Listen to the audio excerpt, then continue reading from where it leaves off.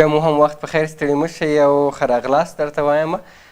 مخکې مو یاده وکړل چې دا 2 ورځې موږ ډېرې برخې البته اسلامي وي، نو د دې نه وروسته موږ خپلو هغه برخو ته ادامه ورکوو. نن را سره د دیوان په برخه کې امیر محمد همت میلمه دی. همت صاحب تکړه شاعر دی او خوندوره شاعري کوي. د دوی سره د دوی پر شاعرۍ باندې غږېږو چې څومره وخت کېږي او همداراز د دوی شاعري به هم اورو.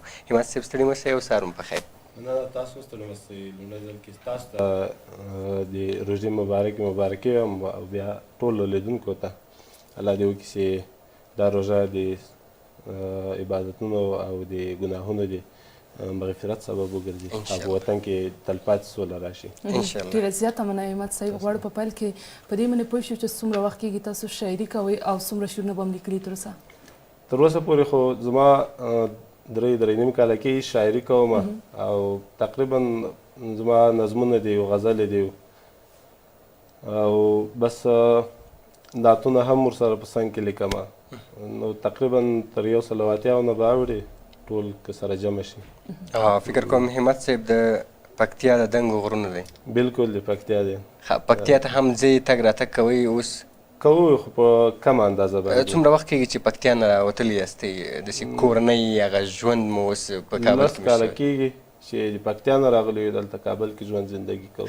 هغه وخت هم پکتیا کې څنګه ارزوئ دغه ادبي ناستې، ټولنې، شعر و شاعري هلته څنګه ارزوئ؟ پکتیا خو ټول لکه ټول افغانستان ته پته ده چې د ادب په برخه کې ډېر ښکلي ځوانان لري او ډېر مشهور ځوانان او تکړه ځوانان لري، خو متاسفانه د بعضې مشکلاتو له وجې نه هلته اوس ازادې مشاعرې نه کېږي، داسې آزاد اقدام نه کېږي. خو بیا هم الله ته تمه او توقع لرو چې انشاءالله وطن کې سوله راشي او بیا پرمختګ انشاءالله په دې لاره کې نور هم کېږي. نو همت صاحب آیا شعر موږ الهام ګڼلی شو که نه؟ الهام یې هم ګڼلی شو او د بعضې په مجبوریت حالات کې لکه یو سړی ډېر مجبوره کېږي هم شاعري کولی شي او الهام به یې په دې وګڼو چې که یو سړی فکر کوي په شعر په ادب کې داسې غزل یو چاته راشي، داسې یو بیت یو سړی جوړ کړي چې هغه د ده په فکر کې بیخي نه، لکه دی وروسته هم په دې حیران چې دا بیت ما څنګه جوړ کړو او څنګه دا زما په ذهن کې راغی او خلک هم پې حیرانوي په هغه بیت باندې، په هغه غزل باندې. الهام هم کېدلی شي او یو سړی د مجبوریت هم ورته ویلی شو. واقعا همت صاحب اوسنی وخت کې اوسني ځوانان یا هم اوسني خلک کومه شاعري زیاته خوښوي؟ مخکې به اوږده غزلونه و پخواني شاعرانو زموږ دغه کړی وه، اوس دغه 2 بیته شپږ بیته همدومره غزلې دي، عموما نظمونه هم اوس راوتلي دي، ټپې هم دي. کومه شاعري زیاته خلک خوښوي؟ نو خپله خو زه شاعري نظمونه ډېر لیکم، خلک غزلو کې لنډ غزل خوښوي او نظمونه کې بیا چې څومره ډېر او د وطن په درد دی او د حالاتو په درد دی هغه خلک خوښوي. نو په دې خاطر چې د وطن حالات پکې بیانېږي، د خلکو حالات پکې بیانېږي، خلکو ته یو څو روبهي د سولې په باره کې ورته وایي، د دوی د ژوند زندګي په باره کې، د اتفاق په باره کې، څنګه اتفاق څنګه سوله راشي. نو هغه لارې ته برابرېدا ده او یو کس ته لاره وښیي چې په دې لاره که تاسې لاړ شئ نو هغه لاره به بهتره وي. د پخواني د وختونو څخه اوس دغه اوسنۍ شاعري څومره بدله شوې ده، څومره تغییر یې کړی دی؟ تغیرات خو ډېر پکې راغلي دي ځکه چې نوي ځوانان داسې ځوانان ماشاءالله پکې پیدا شوي دي چې هغه څه پکې وایي چې سړی بلې نړۍ ته بیایي. نو پرمختګ ډېر ښه پکې شوی ده په شاعري کې. بالکل. نو الهام صاحب تاسو خپله په کوم فورم کې ډېری خپل شعرونه وایي او تر څه پورې هم ډېر په هماغه فورم کې لیکلي دي؟ نو د وطن په درد باندې، د یتیمانو په درد باندې، د کونډو په حالات باندې زه خپله هم شاعري ته د وطن درد احتیاج کړی یم چې کله د وطن درد را باندې ډېر شي، کله د خلکو درد را باندې زیات شي، نو بیا زه مجبوره شم چې یا نظم ولیکم یا غزل ولیکم. نظمونه دې زیات دي که غزلې؟ بس نظمونه زیات دي البته له غزلو د غزل نه. نظم آزاد دی او په آزاد برخه کې آزاد شعر کې نو هر څه راخیستلی شو، یعنې آزادانه یې راخیستلی شو، د خپل زړه بړاس پکې ایستلی شو. واقعا همت صاحب اوس د نظم واورو که د غزل واورو؟ نو ما سره خو نظم ده که بیا مهرباني هغه مخکې مو یاده کړې توراب صاحب ټول څه د یاده زده نه ذهن ته بالکل خو خیر ما نظم پرون لیکلی ده ښه تازه دی نوی تازه مې او لیکلی نظم که فکر کړی نظم و دغه کې ذهن ته سپارل کېږي ډېر ژر بالکل غزل ټول نه شي سپارلی که څه هم نظم زیات وي چې دا ولې علت یې څه دی نو نظم ته له زړه نه جوړی د زړه له درد نه جوړی هغه درد پکې محسوس کېږي هغه درد د تا په زړه کې راګرځېږي نو په دې خاطر د تا هغه کړۍ یې هم داسې سره تړلي نه معلومات کېږي سړي ته چې دې پسې کوم ځای راځي په دې پسې دا لکه عادي خبرې چې یو سړی کوي واقعا نظم داسې ده وایي د ظالم توره تیره ده د افغان په وینو سره ده د ظالم توره تیره ده د افغان په وینو سره ده مشره داسې اوازه ده دا زموږ په وینو سره ده ځکه ستا ډوډۍ لمده ده زموږ وینه پښتنه ده د ملالې خور ټپه ده زما ډېره اندېښنه ده زموږ د علم ډیوه مړه ده بیا د جهل توره شپه ده هغه شپه شفقه ده شپه شي چې د سولې اوازه شي د جنګ پورته جنازه شي جنازه څومره خوږه شي هغه شپه شفقه ده شپه شي چې د سولې اوازه شي د جنګ پورته جنازه شي جنازه څومره خوږه شي میوندۍ خور په سجده شي چې پیدا یې لوپټه شي میوندۍ خور په سجده شي چې پیدا یې لوپټه شي میرویس خان هم په جذبه شي دا جذبه یې یو په دوه شي د ملالې چې ټپه شي ستا ودانه میکده ده زما ورانه مدرسه ده پر ما جنګ بله لمبه ده ستا ډوډۍ هم پرې پخه ده ستا ودانه میکده ده زما ورانه مدرسه ده پر ما جنګ بله لمبه ده ستا ډوډۍ هم پرې پخه ده ستا په لاس کې اسلحه ده زما په لاس کې جنازه ده ستا په لاس کې پرې ټاپه ده زما په ټنډه کلمه ده ستا په لاس کې پرې ټاپه ده زما په ټنډه کلمه ده زما همدغه عقیده ده د انصاف پله درنه ده د مشرانو پرې جرګه ده په قطر کې میلمنه ده ګلالۍ سوله خفه ده د شرطونو فلسفه ده د مشرانو پرې جرګه ده په قطر کې میلمنه ده ګلالۍ سوله خفه ده د شرطونو فلسفه ده چوکۍ په سر جګړه ده دا جګړه ځکه توده ده چې د ډېرو پکې ښه ډوډۍ خیشته ده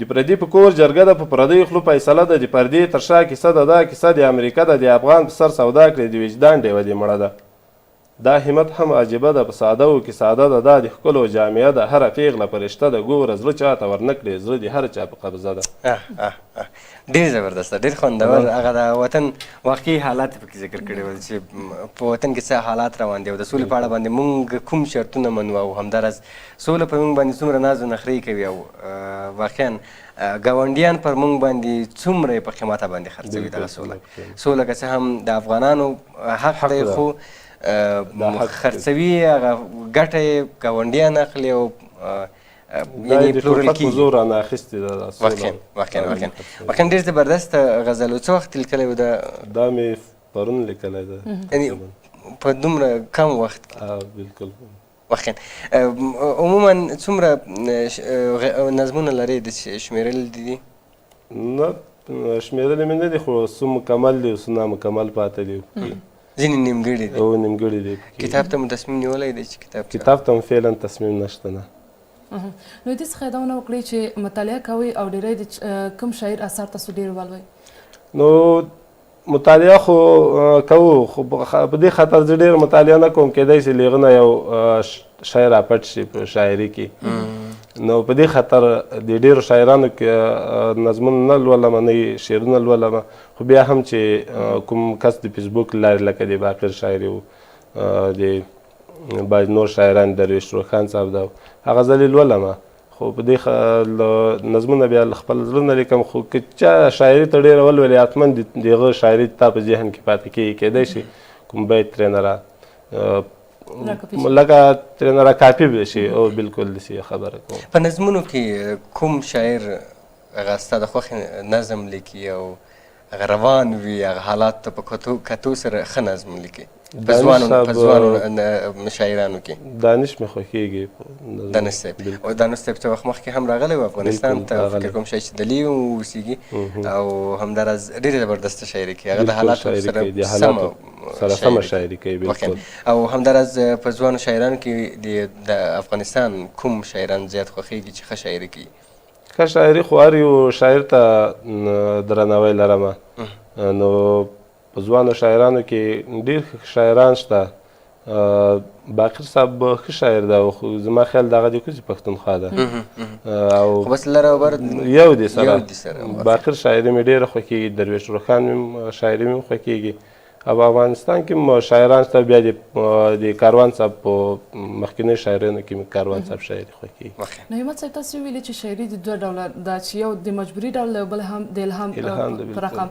نو تاسو خپله څنګه تاسو د مجبورۍ نه ورته مخه راوړه که نه دا یو الهام چې تاسو ورته مخه راوړه؟ د نظمونو ته خو که ته ووایه ما تا ته وویل چې د وطن له درد نه راغلی یم د نظمونو ته او غزلو ته بس چې را په یاد شي یا د الهام په ډول بعضې غزل لیکم او خو خپله یې نه لیکم، داسې غزلې ورته مجبوره کېږم نه چې زه مجبوریت په حال کې ولیکم، که راشي غزل لیکم او که نه یې نه لیکم، او نظمونو ته بس مجبوره کېږم چې نظم ولیکم. د حالاتو شاعران څومره تاثیرات غورځولی شي پر ټولنه باندې، په خپلو شعرونو باندې د ټولنې پر وګړو باندې څومره تاثیرات غورځولی شي؟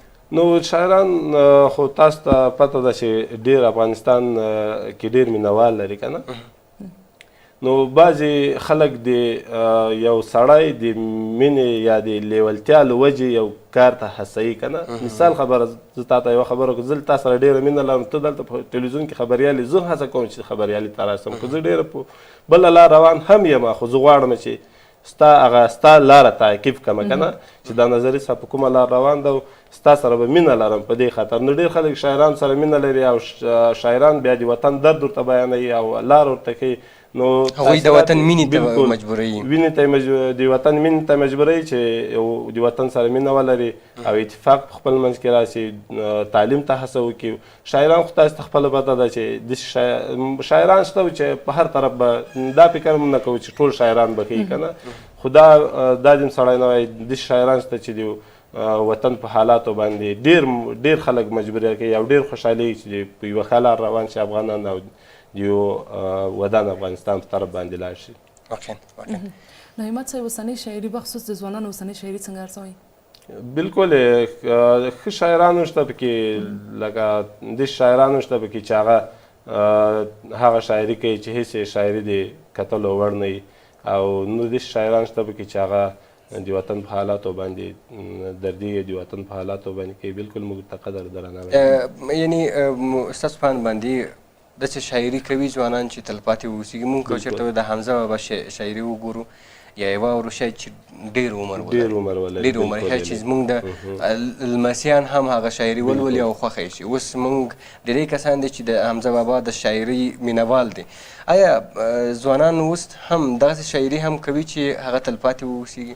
د هر سړی خواهش او توقع یې چې مخکې لاړ شي که نه، لکه کوشش به کوي چې هغه یو نوم پیدا کړي ځان ته. د حمزه بابا خو نسو رسېدلی خو بیا هم لکه د الله جل جلاله ورکړه د کیدای شي د هغه لیک په کومه مرتبه باندې یو سړی راشي یا بیخي مرتبه یې ترې نه لوړولی هم شي، ځکه چې الله جل جلاله ورکړه د هر چا ته به کیدای شي د حمزه بابا نه لوړ یو ډېر څه ورکړي زیات. نو هر سړي دا خوښه ده، خو بعضې خلک ما لکه داسې شاعري کوي چې هغه په زور شاعري کوي، لکه په زور غواړي شاعر شي، خو په زور شاعري څه ووایم چې یو سړی دی ځان شاعر کړي او دا غوښتنه کوي چې پلانی شاعر ده زه هم باید شاعر شم، خو د هغه ځای ته رسېدل ډېر مشکله ده، ناممکن کار ده. خو هغه څه چې الله جل جلاله ورکړی ده نو هغه رسېدلی شي او د الله جل جلاله په توکل باندې به مخکې ځي او غواړي چې تلپاتې شاعري ولري. نو همت صاحب نثر هم لیکي که یوازې شاعري کوئ؟ نه نثر نه لیکم، یوازې شاعري کوم.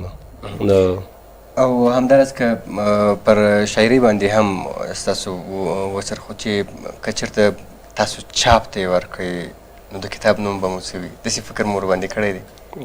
فعلا مې نه د کتاب نوم ټاکلی ده او نه مې د کتاب غوښتنه شته چې زه یې چاپ کړمه، د وخت ته به ګورم. او شاعري عموما په دې پورې اړه لري چې باید یو څوک سواد ولري، تعلیمي ولري که نه؟ په دې پورې اړه نه لري؟ داسې شاعران شته چې هغه یې سواد نه لري، تاسو ته خپله پته ده، لکه مطیع الله تراب چې هغه نظمونه لیکي.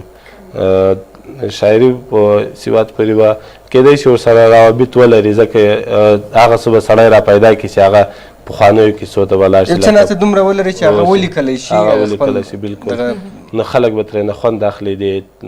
که چېرته یو سړی مطالعه ډېره ولري او تعلیم ولري، د هغه له شعر نه البته خوند اخیستل کېږي. هغه په هر څه کې ښه وي، که څوک تعلیم ولري هغه په هر څه کې بهتره وي. څه به نو همت صاحب په ادبي غونډو کې هم ګډون کوئ؟ بالکل په ادبي غونډو کې ګډون ستاسو په کوو. نظر هغه څومره ښه تاثیر لري، مثبت تاثیر لري په شاعرانو باندې؟ نو هغه څه پکې اورېدل کېږي په ادبي غونډو کې چې کېدای شي تا نه یې اورېدل، یو ملګری به ته خپل څه ورسره شریکوي، هغه به تا سره شریکوي او شناخت پکې پیدا کېږي. دا یې دومه خبره، روابط پکې ډېرېږي او اتفاق پکې راځي او د دې نه یوه غټه جامعه بیا جوړېږي. دا خبر سړی نه کوي چې نن 12 نفر یې دا 12 نفر به تر اخره پورې که نه دا 12 40 کېږي، 40 40 کېږي او داسې به په مرګ دا همت صاحب په لنډو کې دا وایسئ چې دغه قافیه څومره رول لري په غزل کې؟ مثلا یو بیت دی د یو ملګري دی وایي یو څوک دی ډېر زما خوښیږي زموږ چم کې اوسي، یو څوک دی ډېر راباندې ګران هسې چټي په چټي. دغسې جالب قافیې څومره رول لري په شعر کې؟ قافیه او ردیف خو په غزل کې تړلې دي او بل د غزل نه خوند اخیستل کېږي که نه، خو بیا لکه دا بعضې بیتونه چې دا لکه تاسې اوس چې ویلي هغه زړه راښکونکي بیت دی، هغه قافیه یا ردیف ونه لري باځي خلک ډېر قافیه خلاصه نه شوله. یو چا لیکلي وایي چې لرې څه غوسه یم ها ها ها ها ها ستا نه زه خفه یم ها ها ها. دغه قافیې دي، یعنی په اوس وخت کې دغسې قافیې څومره خلک خوښوي چې جالبه واوسیږي؟ هغه خندونکي خلک لکه خوښوي، خو هغه په هغه وخت کې خوښوي چې یو سړی خوشحاله وي. د اوس وخت لپاره داسې دوامداره نه وي. نو دغه د خوشحالۍ وخت کې یو خلک خندوي بیا ډېره ښه ده، خو لکه په اوسني حالاتو کې دماغ خپله نه خوښېږي. صحیح ده ډېرو ځوانانو به خوښېږي چې خو موږ په دومره په غم کې راګیر یو، دومره د حالاتو په سختۍ کې راګیر یو چې هغه شاعري به مو هلته خوښېدله چې په وطن کې ارامي وه، خوشحالي وه، وینه تویېدل. همت صاحب یو غزل دی اورو، بیا به ستاسو دیکلما واورو.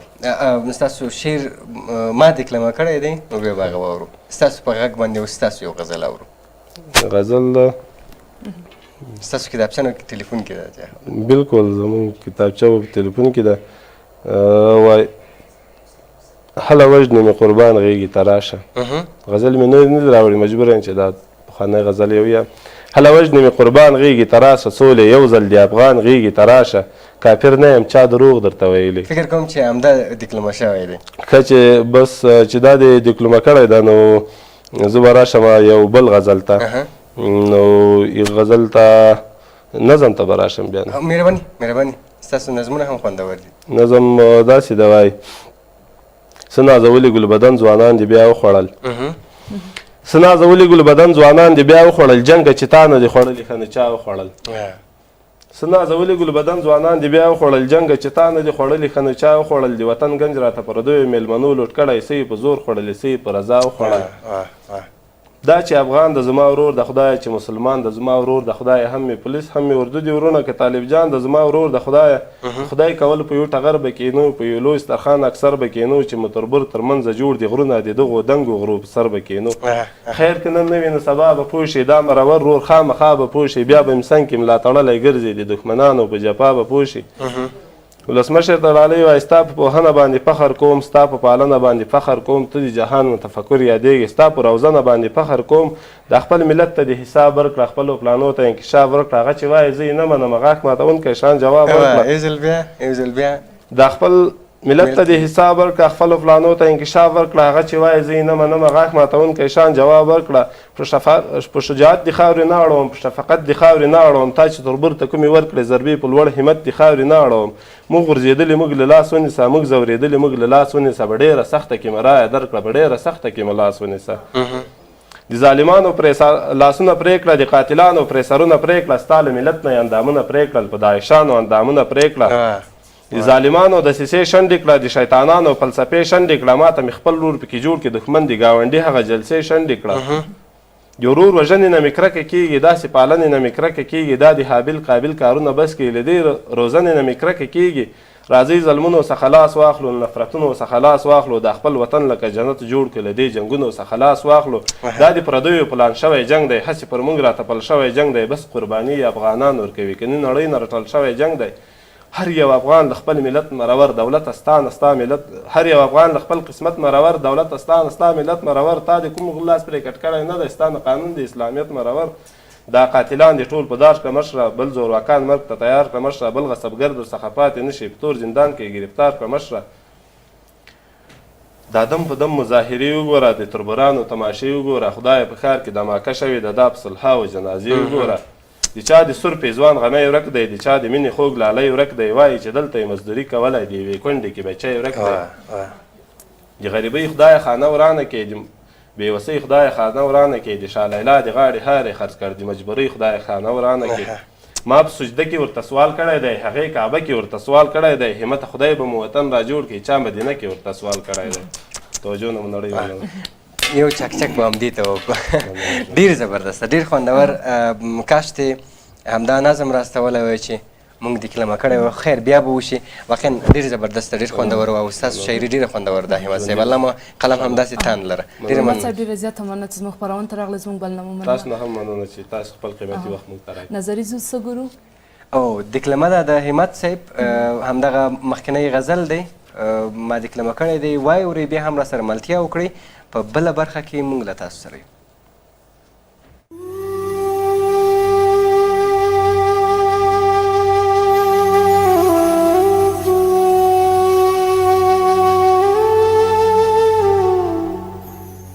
هله وژنې مې قربان غېږې ته راشه،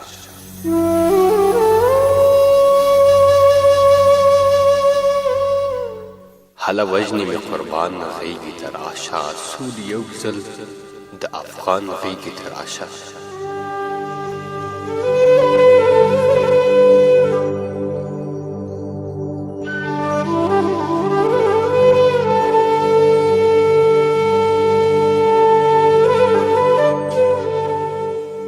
هله وژنې مې قربان غېږې ته راشه، سول یو ځل د افغان غېږې ته راشه. کافر نه یم چا دروغ درته ویلي، کافر نه یم چا دروغ درته ویلي، سر مې ایښی په قرآن غېږې ته راشه.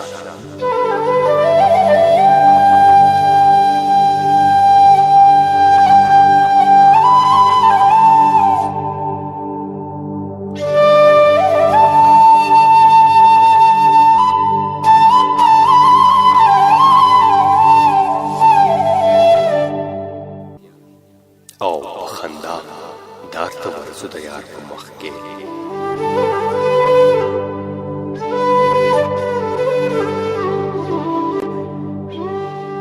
په خندا دار ته ورځو د یار په مخ کې، ځان پر ما کړه تاوان غېږې ته راشه.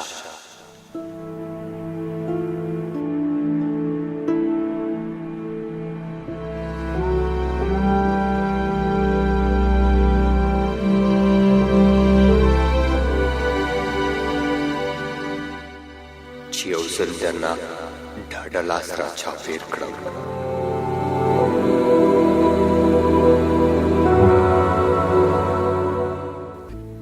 چې یو ځل درنه ډاډه لاس را چاپېر کړم، بس پوره مې کړه ارمان غېږې ته راشه.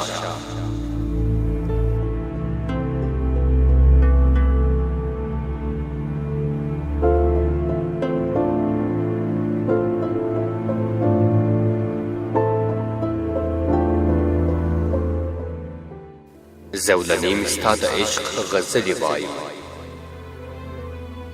زولنې مې ستا د عشق غزلې وایي، نن مې بیایي تر زندان غېږې ته راشه.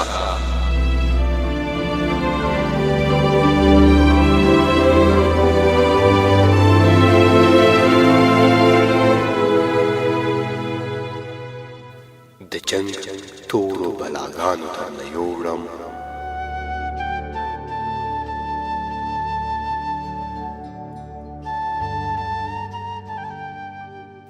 د جنگ تورو بلاګانو درنه یوړم، په ژړا د قبرستان غېږې ته راشه.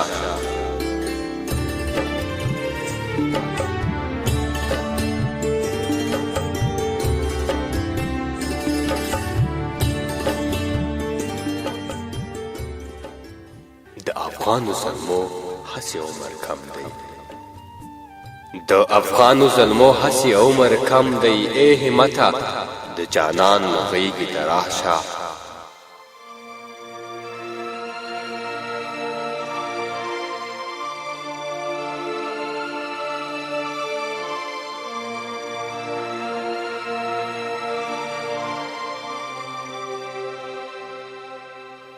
هلا وژنې مې قربان غیږې ته راشه سور یو ځل د افغان غیږې ته راشه